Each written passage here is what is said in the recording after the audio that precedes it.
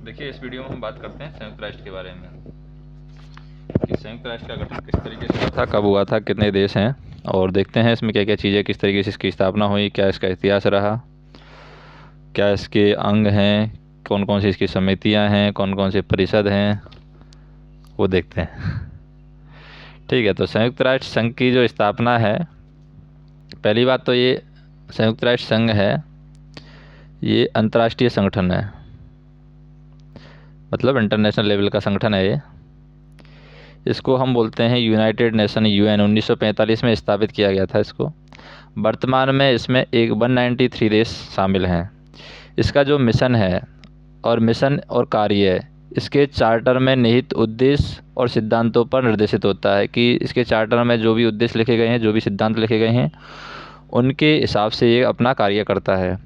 और संयुक्त राष्ट्र के विभिन्न अंगों और विशेष एजेंसियों के द्वारा जो भी चार्टर में लिखा गया उद्देश्य है, जो भी चार्टर में लिखे गए सिद्धांत हैं, जो भी चार्टर में निर्देशित किया गया सिद्धांतों को, वो संयुक्त राष्ट्र संघ के अंडर में जो एजेंसियां हैं, वो एजेंसियां उन कार्यों को क्रियान्वित करती है। जैसे अगर हम इंडिया की बात करें, इंडिया में जैसे आपके पुलिस फोर्स होती है, कोई भी रूल वगैरह बनता है तो पुलिस फोर्स उसको क्रियान्वित करती है। कोई भी हम योजना चलाते हैं तो उसको लोकल लेवल पे लोकल गवर्नमेंट उसको क्रियान्वित करती है।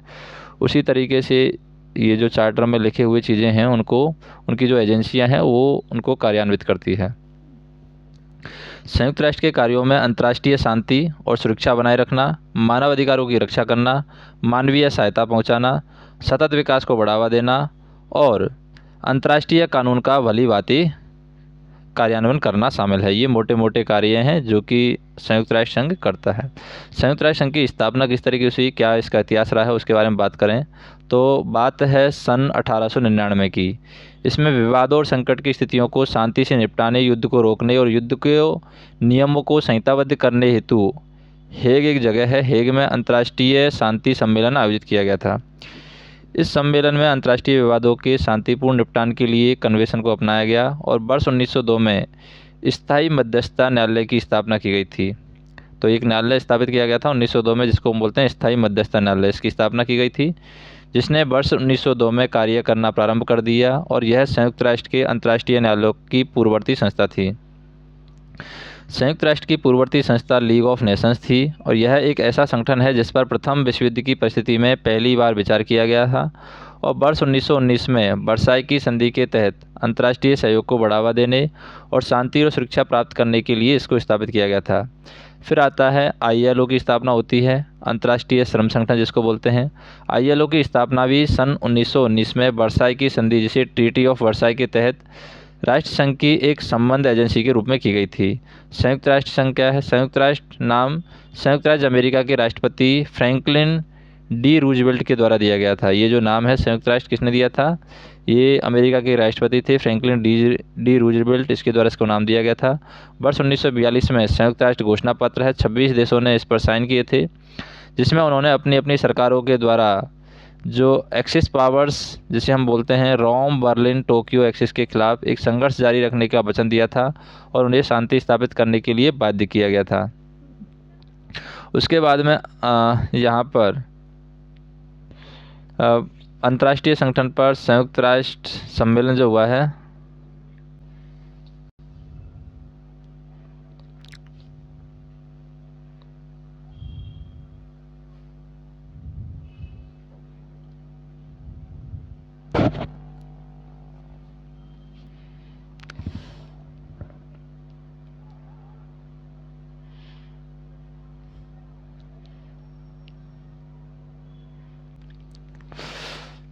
तो अंतर्राष्ट्रीय संगठन पर संयुक्त राष्ट्र सम्मेलन जो है 1945 में जो हुआ था, यह सम्मेलन सैन फ्रांसिस्को में आयोजित किया गया था, यूएसए में। सैन फ्रांसिस्को कहाँ है? यूएसए में। इसमें 50 देशों के प्रतिनिधियों ने भाग लिया था और संयुक्त राष्ट्र चार्टर पर यहाँ पर हस्ताक्षर किए थे और 50 देश हैं इसमें शामिल हुए थे। और वर्ष 1945 का संयुक्त राष्ट्र चार्टर एक अंतर सरकारी संगठन के रूप में संयुक्त राष्ट्र की आधारभूत संधि है। फिर इसके घटक कौन कौन से हैं, संयुक्त राष्ट्र के मुख्य अंग कौन कौन से हैं, उसके बारे में बात करें। देखिए, इसमें 6 अंगों की स्थापना की गई है। 6 अंग कौन कौन से हैं? पहला तो है संयुक्त राष्ट्र महासभा है, ठीक है। दूसरा है, एक तो महासभा होगी क्योंकि महान काम हो रहा है तो महासभा होना ज़रूरी है, तो संयुक्त राष्ट्र की महासभा हो गई है। फिर सुरक्षा के लिए भी हमें चाहिए कुछ, तो सुरक्षा परिषद हो गया। फिर पैसा वैसा को संभालने वाला भी कोई चाहिए, तो संयुक्त राष्ट्र आर्थिक और सामाजिक परिषद हो गया। ये दोनों काम देख लेता है, आर्थिक और सामाजिक। उसके बाद में संयुक्त राष्ट्र न्यास परिषद हो गया, न्याय से रिलेटेड हो गया, कुछ न्यास परिषद हो गया। और फिर अंतर्राष्ट्रीय न्यायालय, क्योंकि अंतर्राष्ट्रीय मामलों को देखना है। और एक है संयुक्त राष्ट्र सचिवालय। तो न्यायालय और सचिवालय ये दो हो जाएंगे। तो इस तरीके से ये आपके 6 अंगों की स्थापना हुई।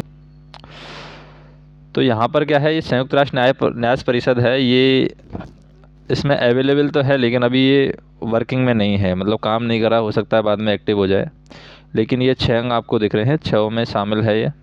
तो 6 अंगों की स्थापना 1945 में संयुक्त राष्ट्र की स्थापना के समय इनकी हो गई थी।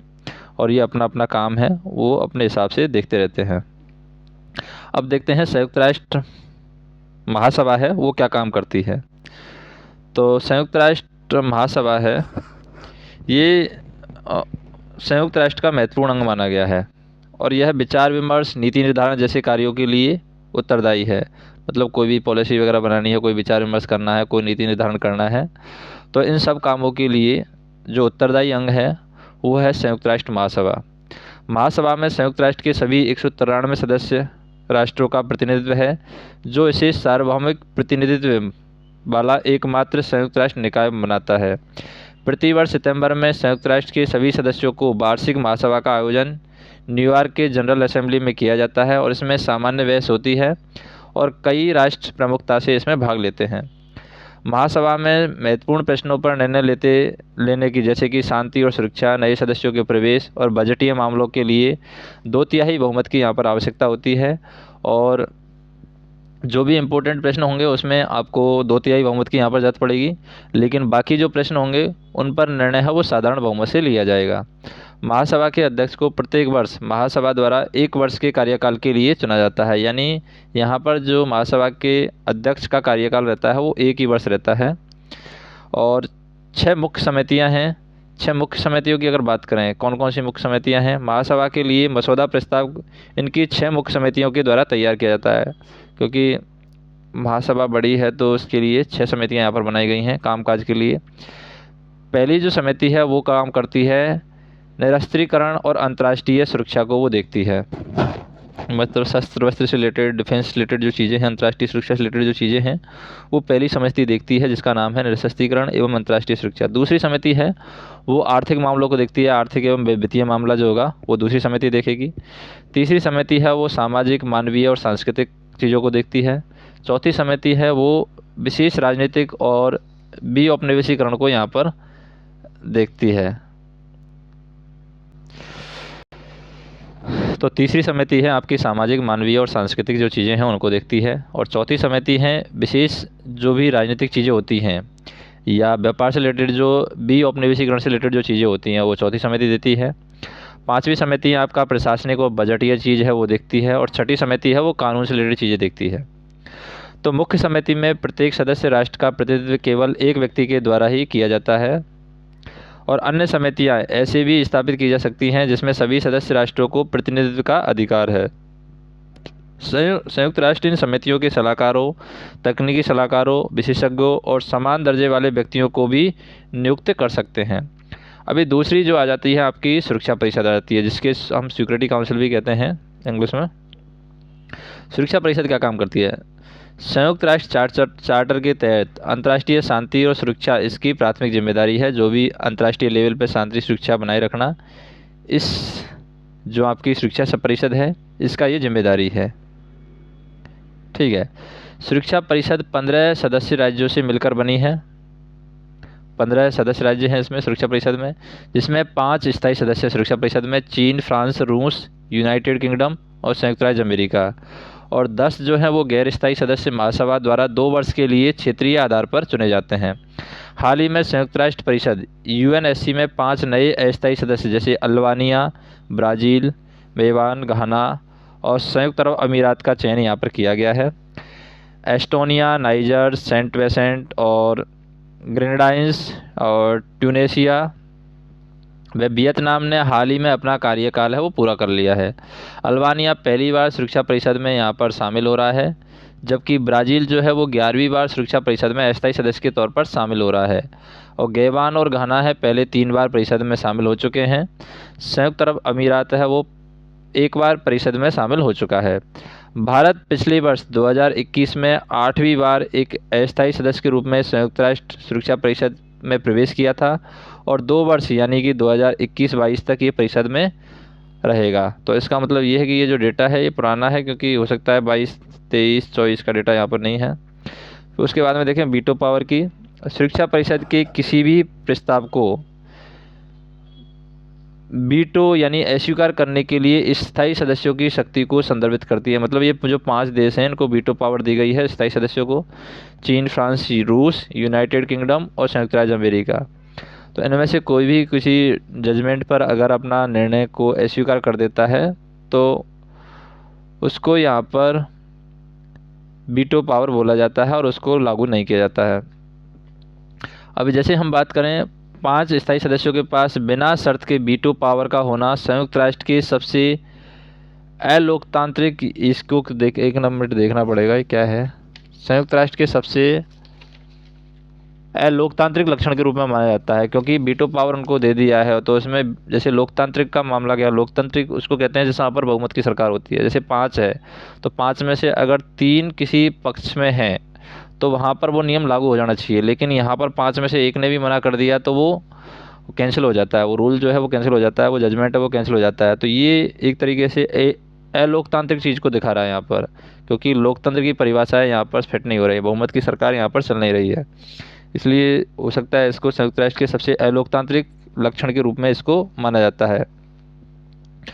तो आलोचकों का यह भी दावा है कि वीटो पावर है युद्ध अपराध एवं मानवता के खिलाफ अपराधों पर अंतर्राष्ट्रीय निष्क्रियता का मुख्य कारण है, क्योंकि इनमें से एक भी वीटो पावर अपना दिखा देता है तो उससे नियम कानून है उस तरीके से नहीं बन पाते हैं।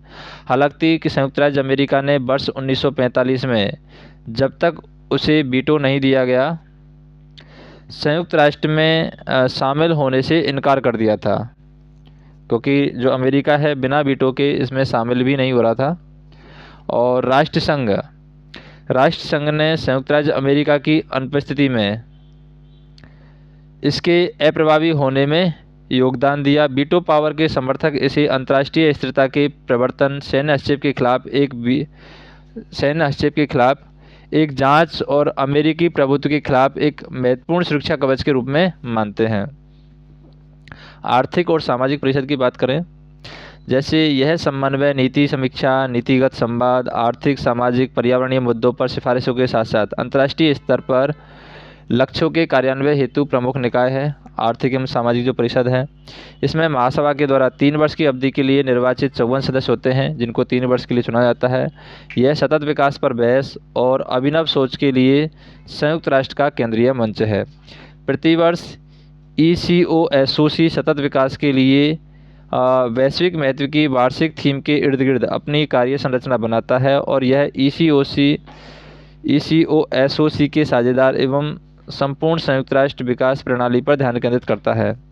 संयुक्त राष्ट्र की 14 विशिष्ट एजेंसियां 10 कार्यात्मक आयोगों और 5 क्षेत्रीय आयोगों के कार्यों का समन्वय करता है और 9 संयुक्त राष्ट्र निधियां और कार्यक्रमों में रिपोर्ट प्राप्त करता है। संयुक्त राष्ट्र प्रणाली व सदस्य राज्यों के लिए नीतिगत सिफारिशें यहाँ पर जारी करता है। फिर हम बात करें न्यास परिषद की, इसकी स्थापना भी 1945 में हुई थी और संयुक्त राष्ट्र चार्टर द्वारा अध्याय जो है यहाँ पर अध्याय कौन सा है, अध्याय 13वां अध्याय है, इसके तहत की गई है। न्यास क्षेत्र संयुक्त राष्ट्र के न्यास परिषद द्वारा एक प्रशासनिक प्राधिकरण के तहत रखा गया था और एक गैर स्वशासित क्षेत्र है। इसमें हम बात करें लीग ऑफ नेशंस का अधिदेश प्रथम विश्व युद्ध के बाद कुछ क्षेत्रों का नियंत्रण एक देश से दूसरे देशों को स्थानांतरित करने का एक कानूनी उपकरण था, जिसमें राष्ट्र संघ की ओर से क्षेत्र को प्रशासित करने के लिए अंतर्राष्ट्रीय रूप से सहमत शर्तें यहाँ पर शामिल थी। संयुक्त राष्ट्र के न्यास क्षेत्र शेष राष्ट्रों में संघ अधिदेशों को लागू करने हेतु उत्तरदायी थे और ये तब अस्तित्व में आए जब लीग ऑफ नेशंस का अस्तित्व वर्ष 1946 में समाप्त हो गया था। इसे 11 न्यास क्षेत्रों के लिए अंतर्राष्ट्रीय पर्यवेक्षण प्रदान करना, जिन्हें 7 सदस्य राज्यों के प्रशासन के तहत रखा गया था। साथ ही इन क्षेत्रों में स्वशासन और स्वतंत्रता हेतु पर्याप्त कदम उठाए गए थे। वर्ष 1994 तक सभी न्यास क्षेत्रों में स्वय सरकार और स्वतंत्रता प्राप्त कर ली थी। न्यास परिषद ने 1 नवंबर 1994 में संचालन यहाँ पर बंद कर दिया था। फिर बात करें अंतर्राष्ट्रीय न्यायालय की।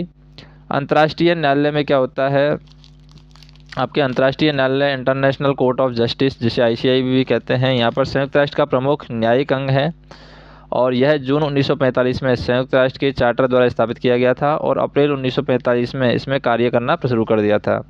अंतर्राष्ट्रीय न्यायालय ने अंतर्राष्ट्रीय न्याय के स्थायी न्यायालय permanent court of international justice जैसे PCIJ का स्थान लिया, जिसकी स्थापना राष्ट्र संघ के द्वारा 1920 में की गई थी। फिर आ जाता है आपका सचिवालय। सचिवालय में संयुक्त राष्ट्र के महासचिव और हजारों संयुक्त राष्ट्र कर्मचारी सदस्य शामिल होते हैं, जो महासभा और संगठन के अन्य प्रमुख अंगों के द्वारा अधिदेशित संयुक्त राष्ट्र के दिन प्रतिदिन के कार्यों को पूर्ण करते हैं। महासचिव संगठन का मुख्य प्रशासनिक अधिकारी होता है। जो भी महासचिव होता है वो संगठन का मुख्य प्रशासनिक अधिकारी होता है, जिसे सुरक्षा परिषद की सिफारिश पर महासभा के द्वारा 5 वर्ष के लिए नियुक्त किया जाता है। संयुक्त राष्ट्र के कर्मचारियों को अंतर्राष्ट्रीय एवं स्थानीय स्तर पर नियुक्तियां की जाती है और ये अपने कार्यस्थलों और संपूर्ण विश्व की शांति अभियानों पर काम करते हैं।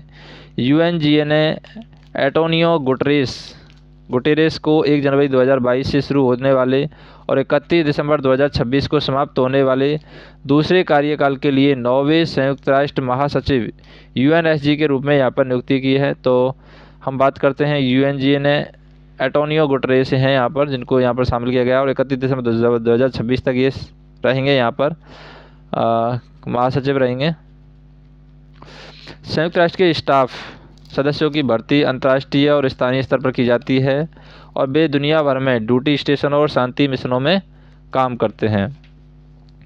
संयुक्त राष्ट्र की विशिष्ट एजेंसियों की अगर हम बात करें, संयुक्त राष्ट्र की विशिष्ट एजेंसियां संयुक्त राष्ट्र के साथ काम करने वाले स्वायत्त संगठन हैं। इन सभी को संयुक्त राष्ट्र के साथ संबंधों में समझौते के माध्यम से यहाँ पर लाया जाता है। इसमें कुछ प्रथम विश्व युद्ध से पहले भी अस्तित्व में थी, कुछ राष्ट्र से जुड़ी हुई थी और कुछ अन्य की स्थापना लगभग संयुक्त राष्ट्र के साथ की गई थी। इनकी स्थापना संयुक्त राष्ट्र के द्वारा उभरती आवश्यकताओं को पूरा करने के लिए की गई थी। संयुक्त राष्ट्र चार्टर के अनुच्छेद 5 और 63 में विशिष्ट एजेंसियों के निर्माण का प्रावधान किया गया है। विशिष्ट एजेंसियों में आ जाता है अंतर्राष्ट्रीय श्रम संगठन, संयुक्त राष्ट्र का खाद्य एवं कृषि संगठन, संयुक्त राष्ट्र शैक्षिक एवं वैज्ञानिक सांस्कृतिक संगठन, विश्व स्वास्थ्य संगठन WHO, विश्व बैंक समूह, अंतर्राष्ट्रीय मुद्रा कोष IMF, अंतर्राष्ट्रीय नागरिक उड्डयन संगठन ICAO, अंतर्राष्ट्रीय समुद्र संगठन IMO, अंतर्राष्ट्रीय दूरसंचार संघ ITU, सार्वभौमिक डाक संघ UPU, विश्व मौसम विज्ञान संगठन WMO, विश्व बौद्धिक संपदा संगठन WIPO और अंतर्राष्ट्रीय कृषि विकास कोष जिसको हम बोलते हैं IFAD और संयुक्त राष्ट्र औद्योगिक विकास संगठन UNIDO और विश्व पर्यटन संगठन जिसको हम बोलते हैं WTO। अब सबसे पहले बात करते हैं FAO क्या है, जिसका मुख्यालय कहाँ है, रोम इटली में। वर्ष 1945 में खाद्य और कृषि संगठन जिसे फूड एंड एग्रीकल्चर ऑर्गेनाइजेशन बोलते हैं, इसका गठन क्यूबेक सिटी कनाडा में संयुक्त राष्ट्र के पहले सत्र में किया गया था। FAO संयुक्त राष्ट्र की एक विशेष एजेंसी है जो भूखमरी को समाप्त करने के लिए अंतर्राष्ट्रीय प्रयासों को नेतृत्व करती है। FAO है ज्ञान और सूचना का एक स्रोत है। यह विकासशील देशों को कृषि, वानिकी और मत्स्य पालन जैसे कार्यों में आधुनिक और परिवर्तनकारी सुधार करने में मदद करता है ताकि सभी के लिए सुपोषण और खाद्य सुरक्षा है वो सुनिश्चित की जा सके। अंतर्राष्ट्रीय नागरिक उड्डयन संगठन जो है वो क्या काम करता है, शिकागो कन्वेंशन के तहत अंतर्राष्ट्रीय नागरिक उड्डयन संगठन इंटरनेशनल सिविल एविएशन ऑर्गेनाइजेशन की स्थापना वर्ष 1944 में संयुक्त राष्ट्र की विशेष एजेंसी के द्वारा की गई थी। यह अंतर्राष्ट्रीय नागरिक उड्डयन पर कन्वेंशन के प्रशासन और संचालन को ये प्रतिबंधित करता है। अंतर्राष्ट्रीय हवाई नेविगेशन के सिद्धांतों, तकनीकें प्रदान करना, साथ ही सुरक्षित और क्रमबद्ध विधि से सुनिश्चित करने के लिए अंतर्राष्ट्रीय हवाई परिवहन की योजना और उनके विकास को बढ़ावा देना है। फिर है IFAD जिसको हम बोलते हैं कृषि विकास के लिए अंतर्राष्ट्रीय कोष। ठीक है, कृषि विकास के लिए अंतर्राष्ट्रीय कोष है। इसकी स्थापना है संयुक्त राष्ट्र महासभा के प्रस्ताव के माध्यम से 1977 में हुई थी। अंतर्राष्ट्रीय वित्तीय संस्था के रूप में की गई थी। यह वर्ष 1974 में विश्व खाद्य सम्मेलन के प्रमुख परिणामों में से एक है। इस सम्मेलन का आयोजन संयुक्त राष्ट्र के द्वारा 1970 के दशक के साथ संकटों के परिणामस्वरूप किया गया था, जब वैश्विक स्तर पर खाद्य अभाव व्यापक अकाल और कुपोषण का कारण बनता जा रहा था। मुख्य रूप से अफ्रीका के सहेलियन देशों में है यह महसूस किया गया है कि खाद्य असुरक्षा और अकाल के लिए उत्पादन से संबंधित समस्याएं उत्तरदायी नहीं हैं, बल्कि यह गरीबी से संबंधित संरचनात्मक जो समस्याएं हैं। फिर है अंतर्राष्ट्रीय श्रम संगठन, जिसको ILO हम बोलते हैं। अंतर्राष्ट्रीय श्रम संगठन संयुक्त राष्ट्र की एक एजेंसी है जिसका अधिदेश अंतर्राष्ट्रीय श्रम मानकों को निर्धारित कर सामाजिक न्याय और सभ्य कार्यों को बढ़ावा देना है। यह अंतर्राष्ट्रीय श्रम मानकों को निर्धारित करता है कार्यस्थल पर अधिकारों को बढ़ावा देना, सभ्य रोजगार अवसरों पर सामाजिक सुरक्षा बढ़ाने के साथ ही कार्य से संबंधित मुद्दों पर सुदृढ़ संवाद को यहाँ पर प्रोत्साहित करता है।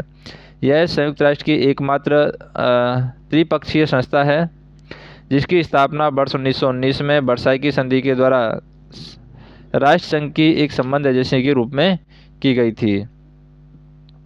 उसके बाद में आता है उद्योगों में कार्य के लिए घंटे, बेरोजगारी, मातृत्व सुरक्षा और महिलाओं के लिए रात्रिकालीन कार्य, न्यूनतम आयु, उद्योगों में युवा व्यक्तियों के लिए रात्रिकालीन कार्य से संबंधित 9 अंतर्राष्ट्रीय श्रम सम्मेलन और 10 सिफारिशों को 2 वर्ष से कम समय में अपनाया गया है। संयुक्त राष्ट्र समझौते पर हस्ताक्षर किए जाने से वर्ष 1946 में ILO संयुक्त राष्ट्र की प्रथम वैशिष्ट एजेंसी बन गई थी। श्रमिकों को सभ्य कार्य और न्याय हेतु कार्य करने के लिए विशेष संगठन को 1969 में इसकी 50वीं वर्षगांठ पर नोबेल शांति पुरस्कार प्रदान किया गया था। वर्ष 1980 में ILO ने सॉलिडरिटी संगठन की वैधता को कन्वेंशन संख्या 87 जिसे पोलैंड ने वर्ष 1957 में अनुमोदित किया था, इसके आधार पर वर्ष पूर्ण समर्थन देकर पोलैंड को तानाशाही से मुक्ति दिलाने में प्रमुख भूमिका निभाई थी।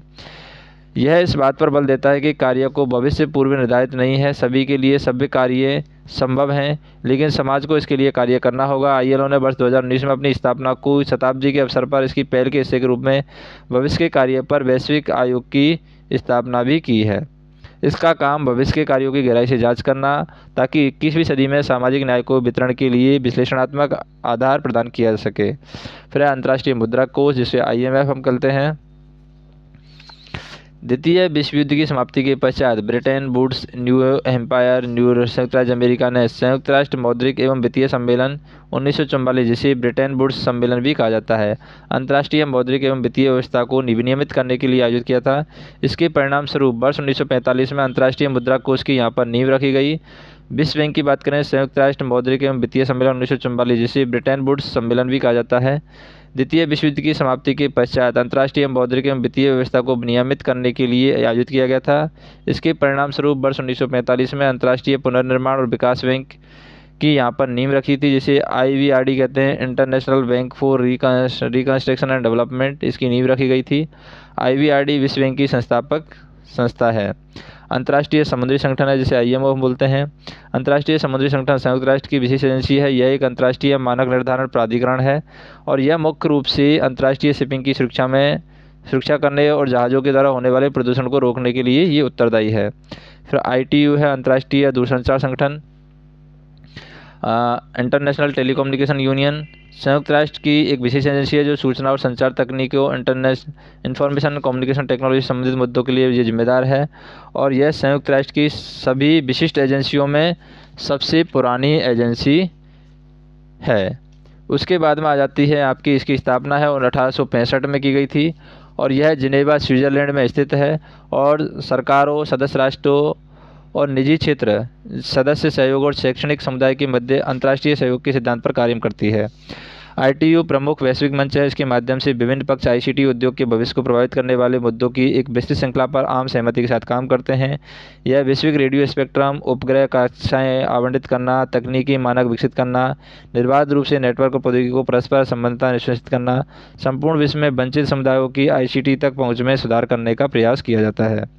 संयुक्त राष्ट्र शैक्षिक, वैज्ञानिक और सांस्कृतिक संगठन की अगर हम बात करें, संयुक्त राष्ट्र शैक्षिक, वैज्ञानिक और सांस्कृतिक संगठन की स्थापना 1945 में स्थायी शांति के माध्यम से मानव जाति की बौद्धिक और नैतिक एकजुटता को विकसित करने के लिए की गई थी। यह पेरिस में स्थित है। इस भावना में यूनेस्को ने लोगों को घृणा और असहिष्णुता से मुक्त करने के लिए वैश्विक नागरिक के रूप में जीने में सहायता के लिए शैक्षणिक युक्तियाँ यहाँ पर विकसित करना था। सांस्कृतिक विरासत, सभी संस्कृतियों को समान गरिमा को बढ़ावा देकर के यूनेस्को राष्ट्र के मध्य में संबंधों को मजबूत करना था। और संयुक्त राष्ट्र और औद्योगिक विकास संगठन की अगर हम बात करें, UNIDO संयुक्त राष्ट्र औद्योगिक विकास संगठन गरीबों की या गरीबी को कम करने और समावेशी वैश्वीकरण और पर्यावरणीय स्थिरता के लिए औद्योगिक विकास को बढ़ावा देना। WHO वर्ल्ड हेल्थ ऑर्गेनाइजेशन स्वास्थ्य हेतु संयुक्त राष्ट्र की विशेष एजेंसी है। इसकी स्थापना 1948 में की गई। इसका मुख्यालय जेनेवा स्विट्जरलैंड में है। यह एक अंतर सरकारी संगठन है जिसमें अपने सदस्य राष्ट्रों के साथ मिलकर के सामान्यतः स्वास्थ्य मंत्रालयों के माध्यम से ये कार्य करता है। अब अगर हम बात करें जैसे कि विश्व स्वास्थ्य संगठन के किसके प्रति ये जिम्मेदार है, पहला हो गया वैश्विक स्वास्थ्य मामलों को नेतृत्व करना, दूसरा स्वास्थ्य अनुसंधान एजेंडों को आकार देना, मानदंड या मानक स्थापित करना, साक्ष्य आधारित नीति विकल्प प्रदान करना, देशों को तकनीकी सहायता प्रदान करना, स्वास्थ्य रुझानों की निगरानी एवं आकलन करना। संयुक्त राष्ट्र व्यापार और विकास सम्मेलन की बात करें, UNCTAD संयुक्त राष्ट्र व्यापार और विकास सम्मेलन विकासशील देशों को वैश्विक अर्थव्यवस्था के लाभों का निष्पक्ष और प्रभावी रूप से उपयोग करने में ये सहायता करता है। यह व्यापार, निवेश, वित्त और प्रौद्योगिकी के उपयोग द्वारा समावेशी एवं सतत विकास में मदद करता है। उसके बाद में आ जाता है आपका संयुक्त राष्ट्र मादक पदार्थ एवं अपराध कार्यालय। तो संयुक्त राष्ट्र मादक पदार्थ एवं अपराध कार्यालय है United Nations office on the drugs and crime. अवैध मादक पदार्थों अंतर्राष्ट्रीय अपराध के खिलाफ वैश्विक नेतृत्व करता है। इसकी स्थापना 1997 में संयुक्त राष्ट्र मादक पदार्थ नियंत्रण कार्यालय एवं अंतर्राष्ट्रीय अपराध निवारण केंद्र के मध्य विलय के माध्यम से हुई थी। UNODC अवैध मादक पदार्थ अपराध और आतंकवाद के विरुद्ध संघर्ष में सदस्य राष्ट्रों की सहायता के लिए अधिदेशित है। उसके बाद में हम बात करें संयुक्त राष्ट्र शरणार्थी उच्चायुक्त कार्यालय की बात करें। संयुक्त राष्ट्र शरणार्थी उच्चायुक्त कार्यालय हाई कमिश्नर फॉर रेफ्यूजीज वर्ष 1950 में एक उद्देश्य से स्थापित किया गया था। इसकी द्वितीय विश्व युद्ध के पश्चात उन लाखों यूरोपीय लोगों ने जो अपने घर खो चुके थे, पलायन कर चुके थे, उनकी मदद के लिए इसको यूज किया गया था। वर्ष 1954 में UNHCR ने यूरोप में अपने उत्कृष्ट कार्यों हेतु नोबेल शांति पुरस्कार प्राप्त किया था। 21वीं सदी के शुरुआत में अफ्रीका, मध्य पूर्व एशिया में प्रमुख शरणार्थी संकटों में UNHCR के द्वारा सहायता प्रदान की गई थी। यह अपने विशेषज्ञता का उपयोग आंतरिक संघर्षों के कारण विस्थापित लोगों की मदद करने के लिए करता है और राष्ट्र विहीन लोगों की सहायता करने हेतु अपनी भूमिका का विस्तार करता है। फिर है ESCAP संयुक्त राष्ट्र एशिया प्रशांत आर्थिक और सामाजिक आयोग क्षेत्र में संयुक्त राष्ट्र के मुख्य आर्थिक एवं सामाजिक विकास केंद्र है। इसका मुख्यालय 1947 में बैंकॉक, थाईलैंड में बनाया गया है। यह अपने सामाजिक संयोजक प्राधिकरण, आर्थिक और सामाजिक विश्लेषण, नियामक, मादक निर्धारण, तकनीकी सहायता के माध्यम से क्षेत्र के विकास और उसकी आवश्यकताओं और प्राथमिकताओं के लिए ये कार्य करता है। बाकी चीज़ें हैं वो हम नेक्स्ट वीडियो में देखेंगे अगर कुछ नया टॉपिक रहेगा तो। धन्यवाद।